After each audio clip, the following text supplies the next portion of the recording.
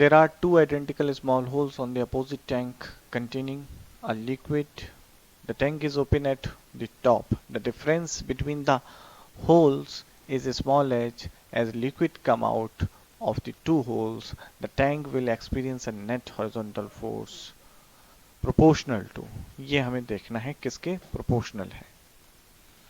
तो देखिए फोर्स कितना लगता है, फोर्स लगता है आपका rho A V square, where A is the area of cross section, rho is the density of the liquid and V is the velocity या स्पीड हम कहें, मैग्नीट्यूड ऑफ वेलोसिटी।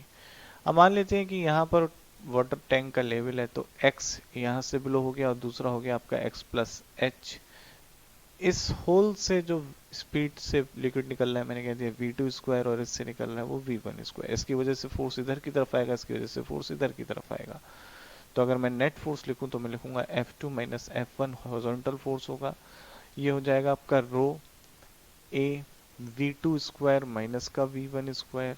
अब आपका वेलोसिटी ऑफ फ्लक्स जो होता है square root of 2 और कितना लेवल से नीचे है तो हम लिखते हैं स्क्वायर रूट ऑफ 2gh।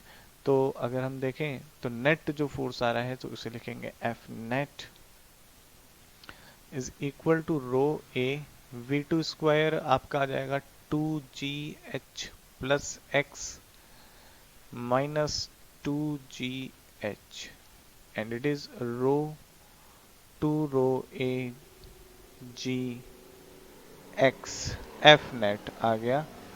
और यहां से हम कह सकते हैं एफ नेट।